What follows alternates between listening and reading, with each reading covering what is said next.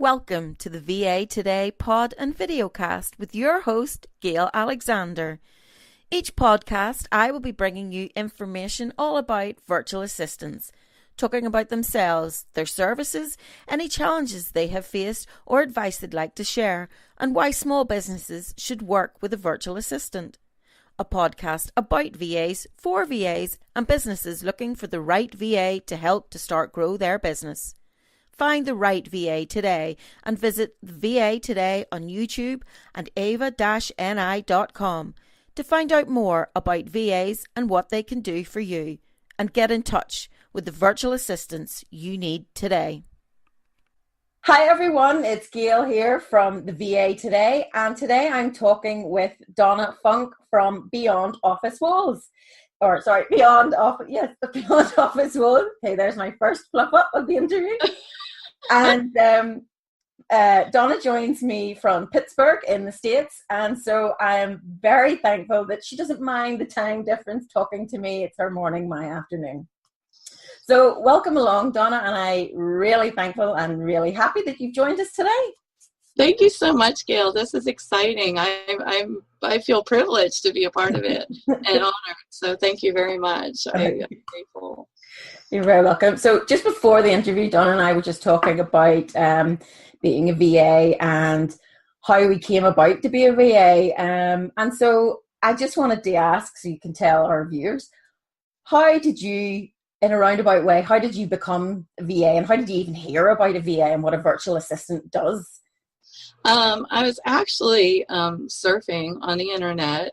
I was going through a really difficult divorce, as most divorces are. I mean, none of us want to do this. I don't know if there's an easy one.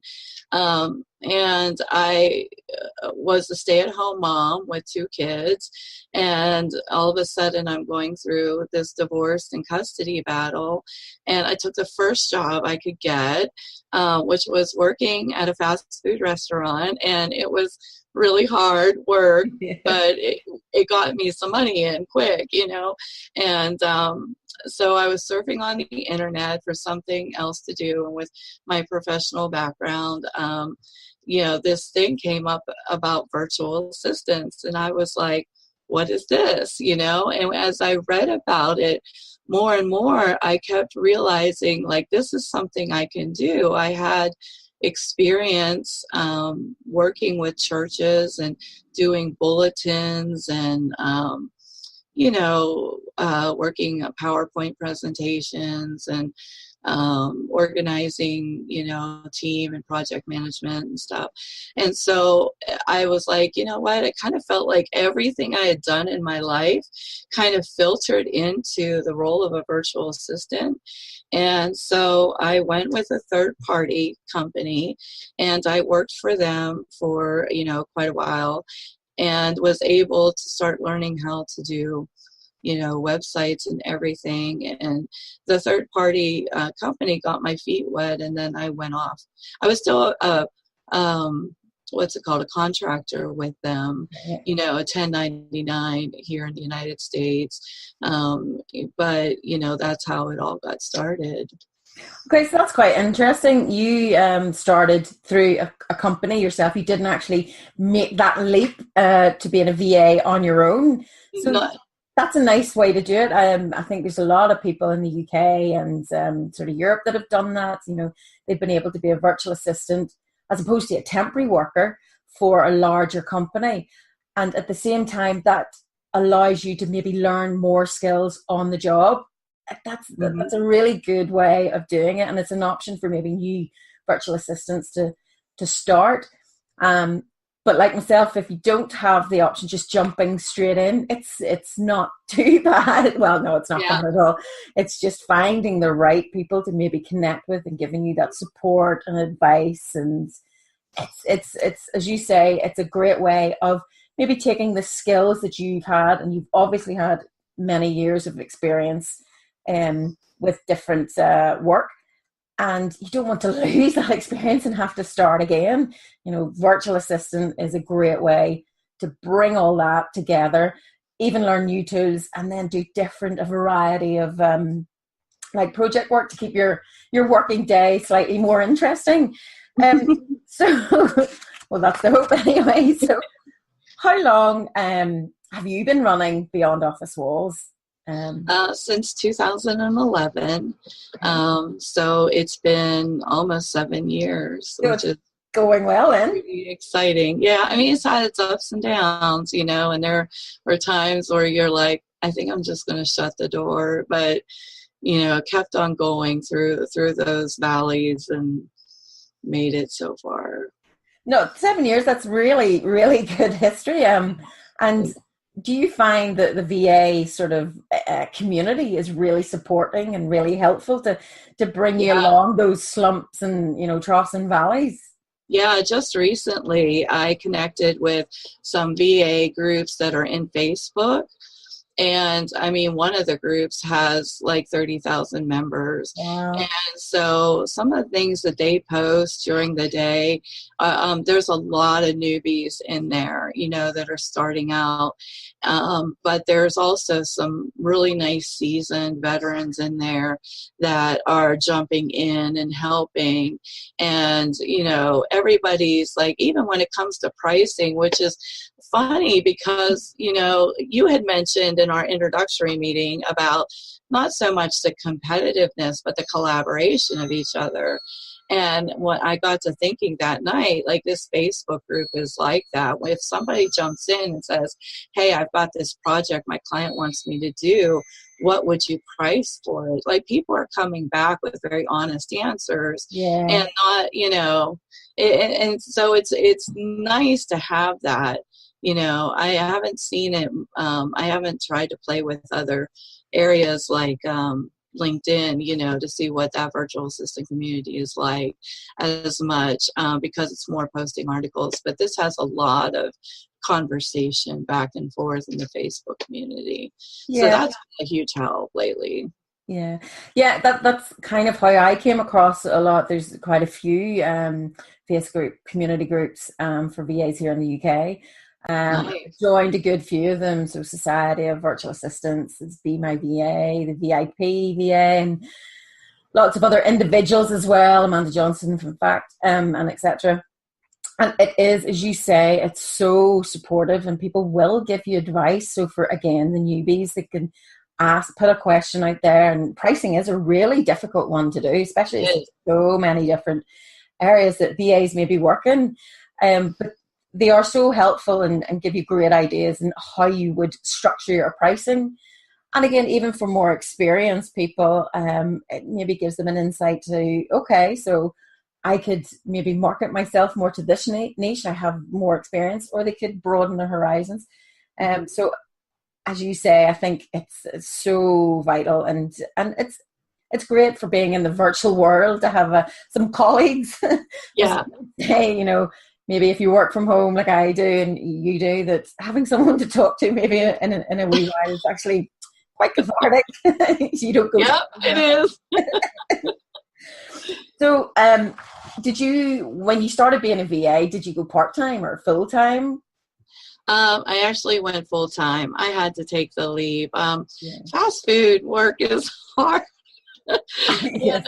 And, at the time I was 41 and I wasn't in the greatest shape, and but I made it work, and it was a wonderful opportunity to, like I said, to generate some money and get my own place and get up and functioning on my own feet.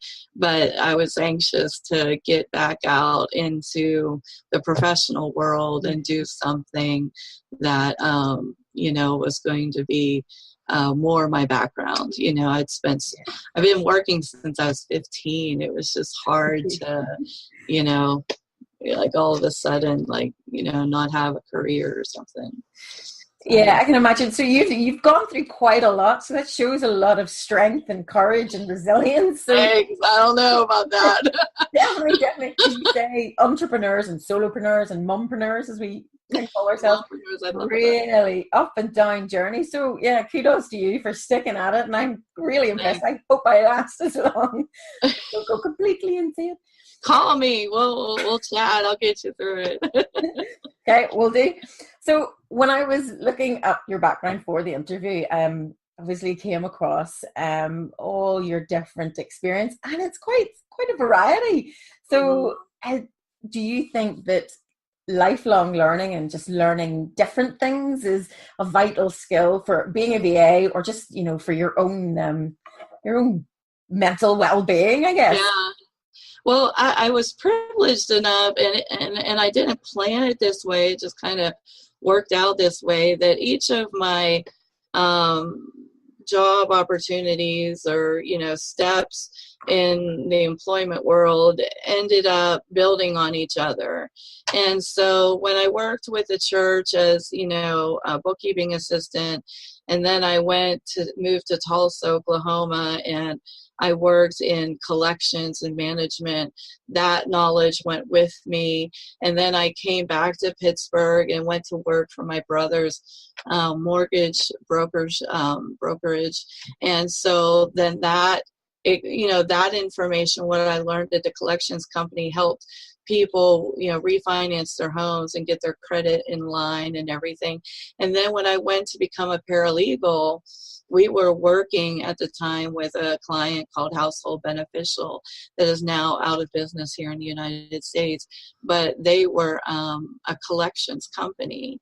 And so my work ended up kind of, being associated with one another, even though it's kind of varied.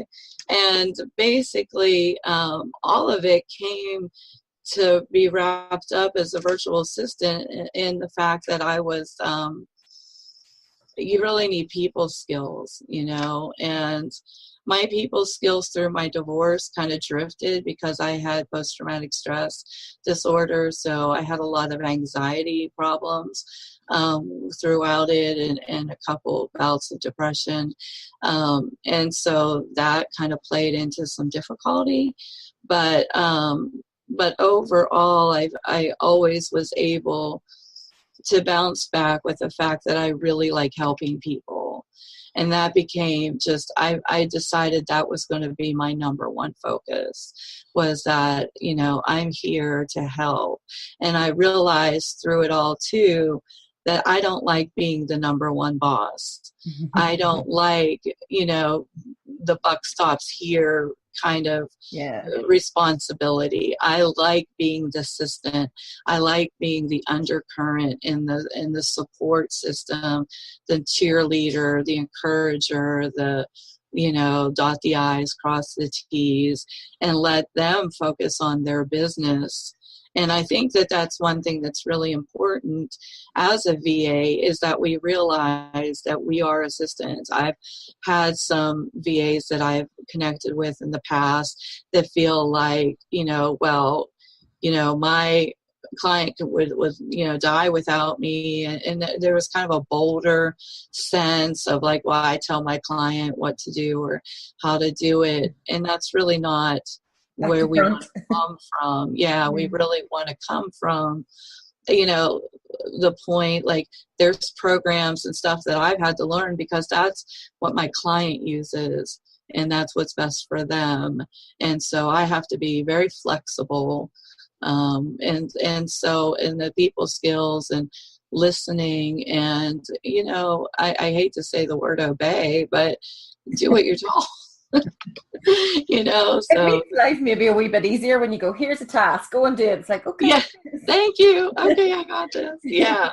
Okay. But when I've had people micromanage me, and that's been very difficult, and then I've had people that will do that. Here's the task. So you have to you have to be so flexible in this industry, and not take things personally. That's a big part. Yeah, I think that is the word, flexible is definitely, because it's flexibility on the contractor's part or the VA part, and it's flexibility in the business part, because they don't necessarily know what they need and for how long. But that's the whole beauty of the VA, the virtual assistant world.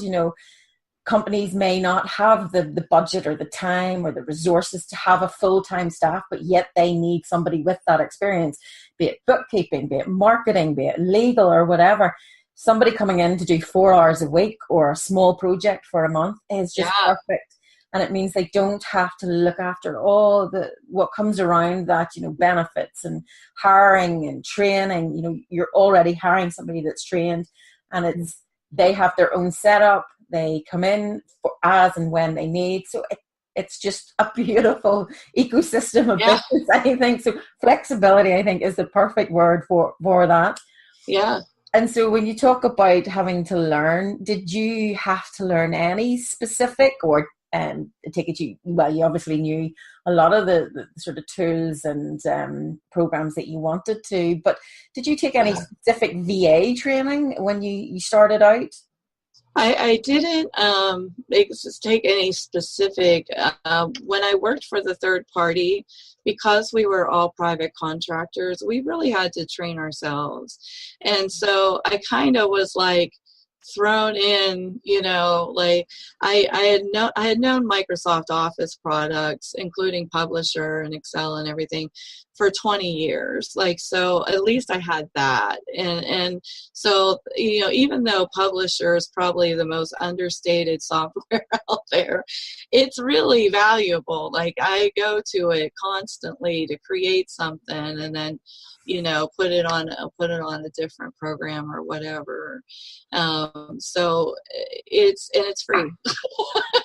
Like so many of those, I try to keep my overhead low. So when it came to building WordPress, and building a website, I was literally thrown into that. Like, here's a website and this is what we need you to do. And I'm like, this is going to take me a little bit. And so thank God for YouTube. There were tons of videos. I learned how to find out HTML codes, quickly. And I learned how to plug it in real fast. So it's been a ongoing self-training process, and I'm still training. Right now I'm throwing myself into learning LinkedIn because it's changing, and it's becoming more and more the business to business connection. And so for my client right now and her group, that her marketing group, I gotta be on there and I gotta know what's going on. Yeah, I think that's right. LinkedIn is really becoming sort of very personal, looking for specific contacts in a way, and to talk more about business, whereas maybe Facebook and Instagram is more for searching and getting a bit more fun information. But there is like definitely, the area for both of them, and you kind of need to know both of them, or all of them, in fact, and being able to do that. And so, when you talk about training yourself, it's good to know that, even if you haven't got that skill, you can go out and do it, pick it up. And I was lucky enough to do a very short and basic course in WordPress at the start of mine. But even that small, starting point gives you so much confidence. And then, as you say, YouTube, and other proprietary video softwares right there. They all have those videos that can teach you anything. It's like the go-to. So being a VA, you can broaden your horizons. You don't have to stick with what you know. You can go and teach yourself something and try something new and really become an expert in it, and then completely change path. As we were talking before, and your history is quite varied, and you've been a vocalist as well and a music director. Well, those have been my hobbies. I didn't get paid for any of that. Those are just for fun. It's still doing a job for somebody. It's right. Because my background's geography, and now I'm in social media and videos. It's a complete change. Yeah. I'm loving that. And as you say, your history does come back to help you in different jobs. I have random stories about writing about graveyards and cemeteries, and knowing the sort of Richard III history, being buried in a car park in the UK, randomly came into a blog I wrote. So your history is valuable. Don't discount your background, is basically what I'm trying to say in a very bad way. No, it's excellent. And, I still want to hear the story about the floating coffin. That was that's another one. It's quite a few. So how do you manage your sort of VA lifestyle from day to day? Do you have structure to it, or does it change from day to day, or what way do you manage it? Yeah. Well, for me, that has developed over time too. Um, Most of my clientele has been out in the West Coast, so they're 3 hours behind us, which is really great for me because I'm not the best morning person at all. He is. He is.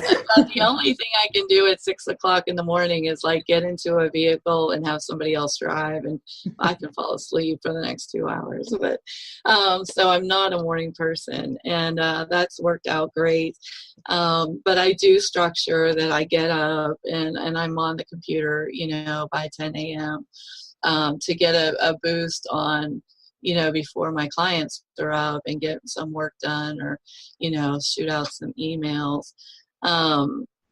I'm also one of those people, though, that if I'm thinking about it, I'll shoot it out at night. And I guess some clients don't like that. But my thinking was it's going to be in your email the next morning. But I have to remember we all have these, and they go off in the middle of the night. And then my client's like, why'd you wake me up at 2 o'clock in the morning? Yeah. I'm like, they're they're ever present. yes, our lifeline. Mine stays downstairs at night. Yeah. And so I've had to learn, to keep weekends to myself, and to have that time away. I still work on vacations because I'm not at the point, that I can just say, hey, I'm taking a week off. I just haven't done that yet. I take everything. I'll lighten my load, during vacation, but that laptop's with me every single time, Okay. to take care of stuff. And the other thing is, and I learned that because when I was in the mortgage business, I went on vacation to Italy for 10 days. And it was a wonderful vacation. And when I came home, there were no loans in my pipeline. All my loans had dried up while I was gone. They had run into problems. And when I came back, I had nothing. Nothing had been done to fix the loans or, anything. And I was like, if your pipeline wasn't going constantly, you can't, and so I learned that very early on, no, I'm never going to let that happen again. Yeah. So I'm very structured. I'm very organized. And that's just how I have to live my life. But I've also learned those skills in battling depression and anxiety, that the more structured and the more organized that you are, and you control the things that you can control, and then it really helps you. It benefits everything. Well, it benefits you, it benefits the work. So I guess it's what works for you and what's suitable for you. And yeah. So Italy's lovely. Worked there myself for 2 months, but it was all driving and mapping, so it's completely different. So, working from home, do you feel isolated at all, or have you tried working from a shared working space, or what way have you worked? Because of my divorce and custody battle left me in financially ruined, I have tried to take on second jobs, to boost my income and go outside and work for other people. And it just reminds me that I want to be at home. When you're told you can't get up and use the ladies' room or get a drink of water except on this 15-minute break at, 10:15 because you have to be on the phone, taking phone calls and making all, I was just like, no. I can't come back in this world, and that rigidness that they have and the communication and everything. I'm like, you know what? It just reminded me I don't want to be out there. So I get very lonely. Sometimes I'm jumping on Facebook to have my water cooler conversations, but or I go out at night with my fiance's friends, and when I go out, they're sitting there going, they're like, "Well, you're talkative," and I'm like, "Well, I've been glued to a monitor all day, not talking to anybody. So, you know. I kind of know what that's like, but I'm kind of lucky that a lot of work I do and some of the voluntary work I do with Lean In, which is a global women's support network, that we have a lot of sort of networking meetings that I would go to, and some of my work is filming them, so I get out to meet, because I think if I was stuck in the house all day, I'd serious cabin fever. But I know I would, because I broke my foot just before I came back from my previous job, or back into my previous job. From my maternity, I had to work from home with my foot up in like a cast. Oh my goodness, it was driving me nuts. So I think it's really important for the VA industry to connect with each other. Hence why I've had a mad sort of drive on LinkedIn, connecting with people and saying hi and let's connect anyway. You know, as you said earlier, it's collaboration, not competition, because there's so much work out there, and there's work for everyone, but being able to keep in contact with other VAs, I think, is really, really important. So last sort of couple of questions. What sort of challenges have you faced sort of setting yourself up as a VA? I suppose you have talked about, quite a bit of them, but is there any specific major challenge that you've had to overcome that you weren't sure that you were going to be able to be a VA, or just in general? Well, yeah, I mean, for a while, because I struggled so much with anxiety and depression, there were definite times where,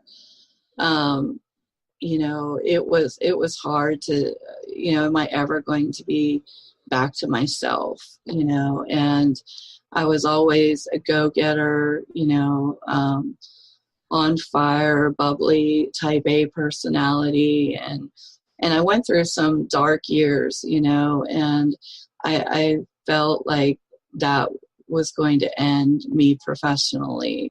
But you just keep getting up and you just keep sitting down at your computer. And, there's a nice thing about this, and working from home and, going through whatever it is, whether it's, an illness or family struggles, or, that a lot of women are facing these days, is that you do get the luxury of not having to be perfect.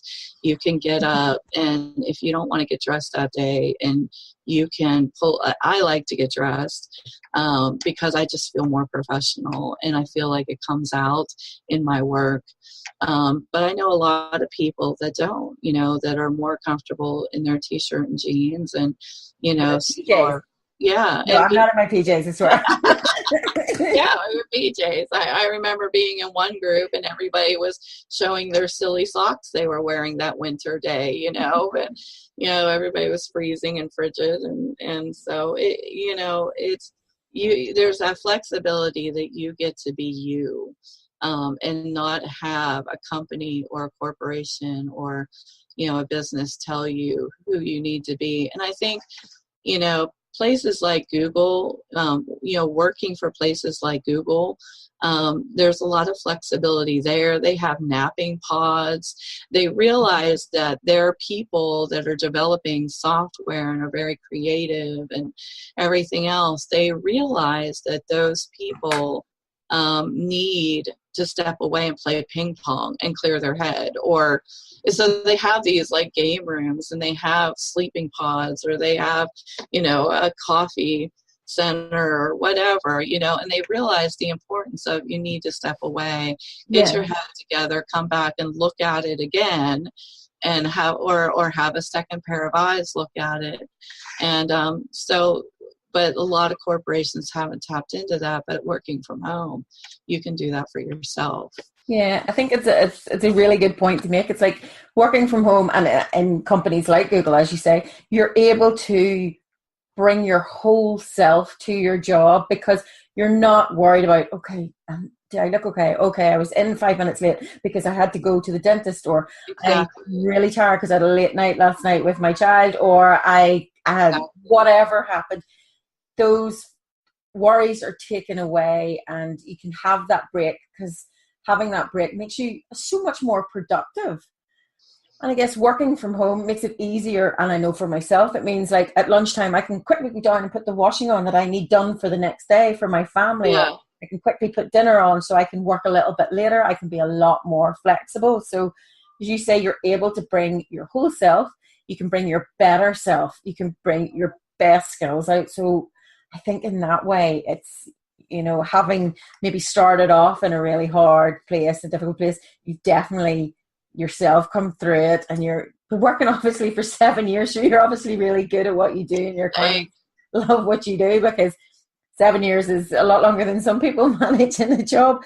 So having got through all that and working really, really well and being so successful, what goals do you have for yourself left? I would say no, but what goals do you still have set for yourself? You know, what do you want to achieve or do? Or actually, because of the PTSD, I'm still getting stronger. You know, I had a mental breakdown in 2014, and even though it's been 4 years, I'm still not where I want to be, you know, and so I'm still trying to get to a place where I'm not having the hiccups, you know, or, you know, that I'm editing better, you know, my work better before I send it out.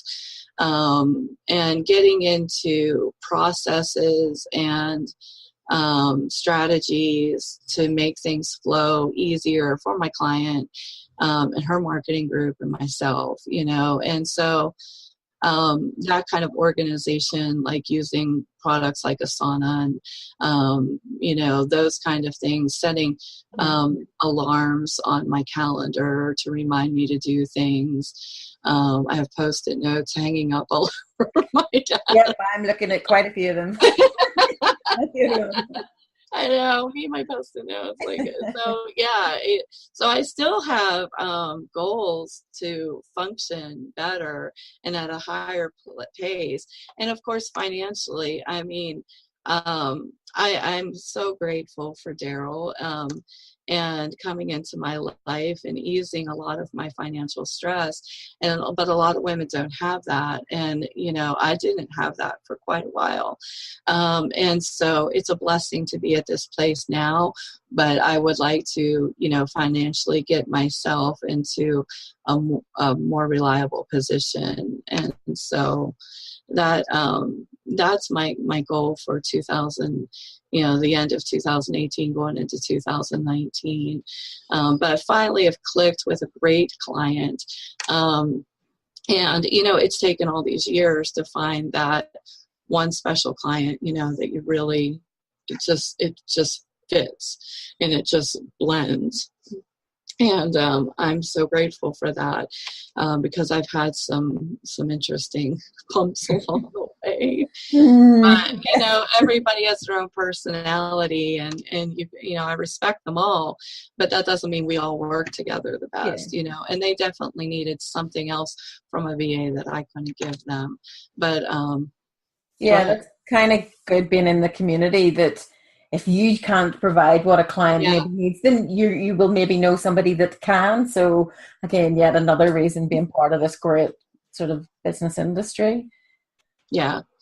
It's good to know your limitations. I mean, our society is so focused on, you know, your strengths, but it's good to know your weaknesses too. And, you know, be able to say, you know what, I think this project might be better handled by somebody else. And, you know, and to be able to pick and choose who you work with, because there's also no reason that a VA running their own business should ever take an abusive client, you know, who's verbally, you know, difficult or yelling at them, or, you know, you don't need to take that. You get to choose your clients, and you can just, you know, politely and professionally explain to them, this style doesn't work for me, and I'm sorry, but, you know, I think it's best that you find somebody else to work with. That, you know, and those decisions are hard, but for your overall well-being of your business,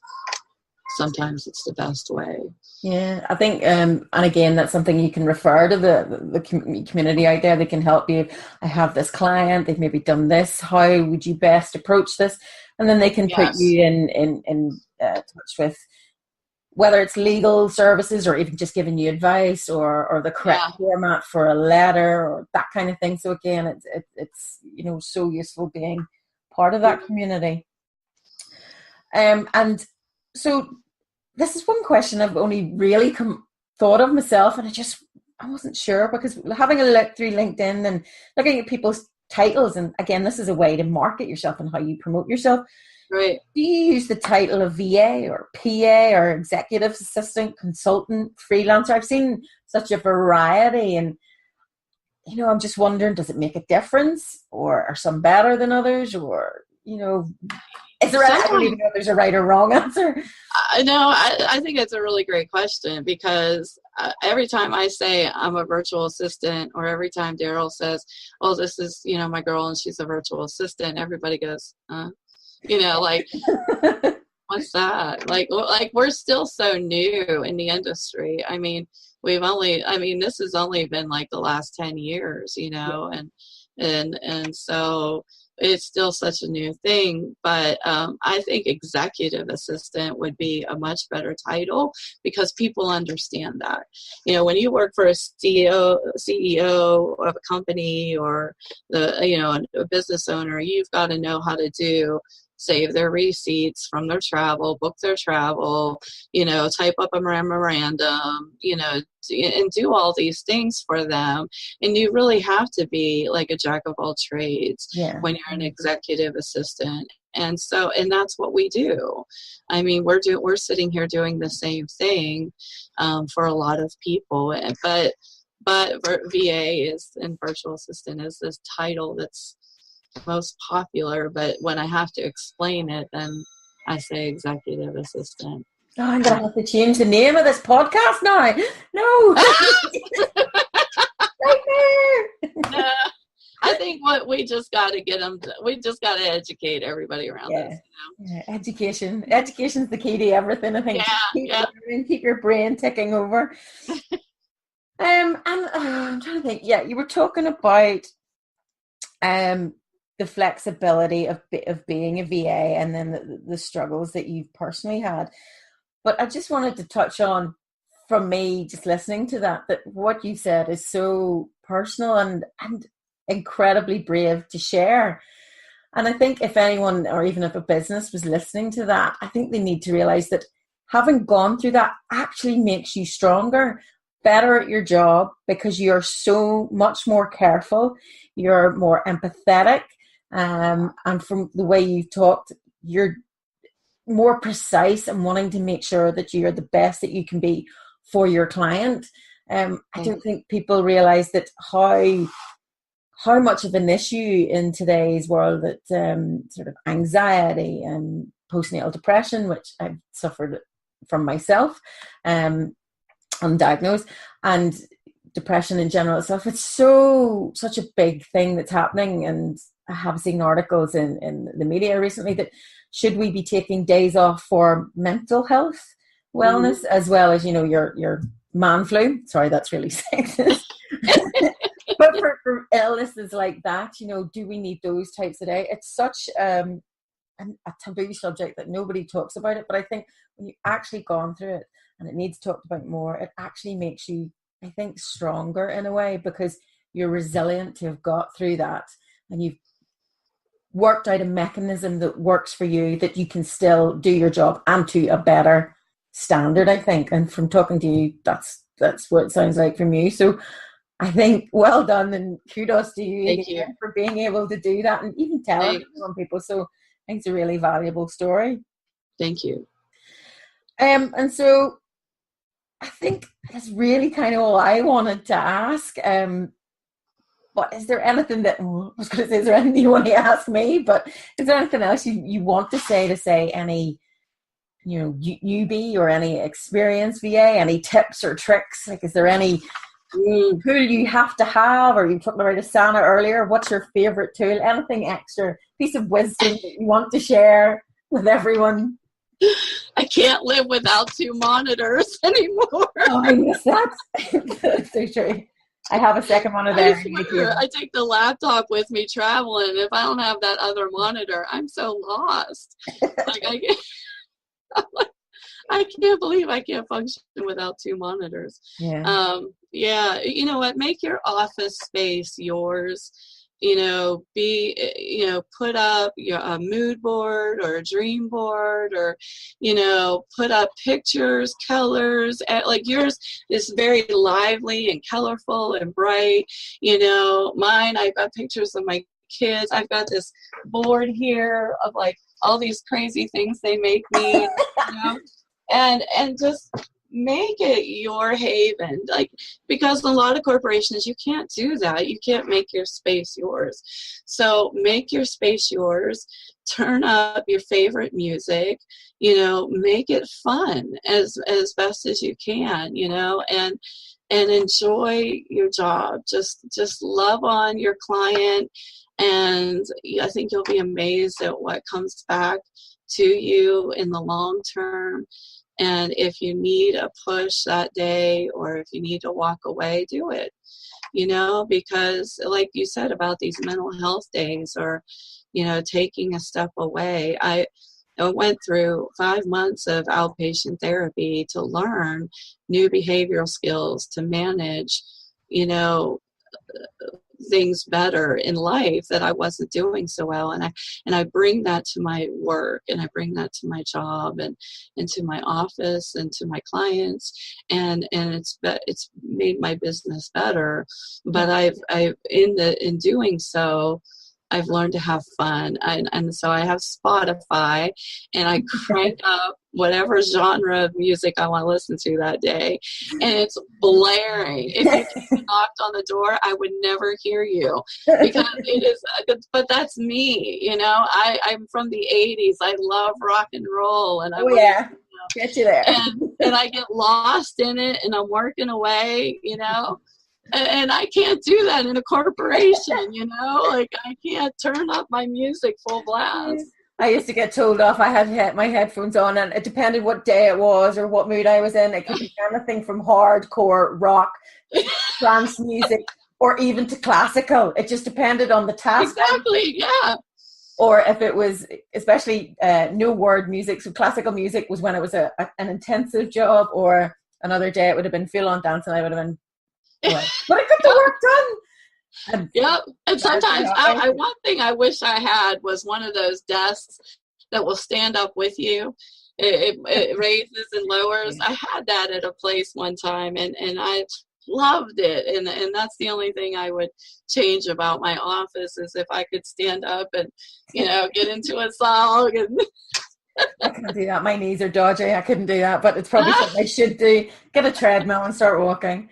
But I think make your space your own. My room's covered in maps everywhere, because as I said, I'm a geography. There's a map there of Europe. There's a map there of the Virgin Islands where I was on honeymoon, and there's a globe pencil sharpener over there. So, and then candles depending on my mood. Oh, yeah.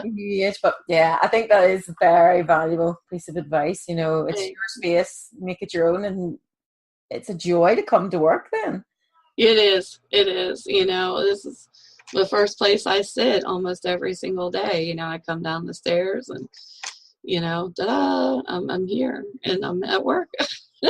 Working and functioning and doing the best I can. That's a privilege. It's a privilege to be a virtual assistant. It really is. I think you're right. I think it helps to make you a better person. The sort of just supporting each other. I think, as we were talking about earlier, it's just supportive of each other, and I think that's a lovely thing as well. It's quite an unusual thing. So yeah. Big up thank you. I can't thank you enough for this opportunity. It's been worth the 7 years just for this. Okay, that's good. So thank you. That's quite an accolade. I'll have to make sure I edit this well. So I think we've covered quite a lot, and we probably could talk for hours, but the viewers probably have other things. They need to get back to work. Yeah. Is what they need. Yeah. Let them do that. And so I will sign off for now, and I will talk to you soon, I'm sure. But okay. Thank you so much for being so honest and great fun to talk to. And so we'll sign off on the VA today. Okay. Thanks so much, Gail. I appreciate you. Take care. Bye. Bye.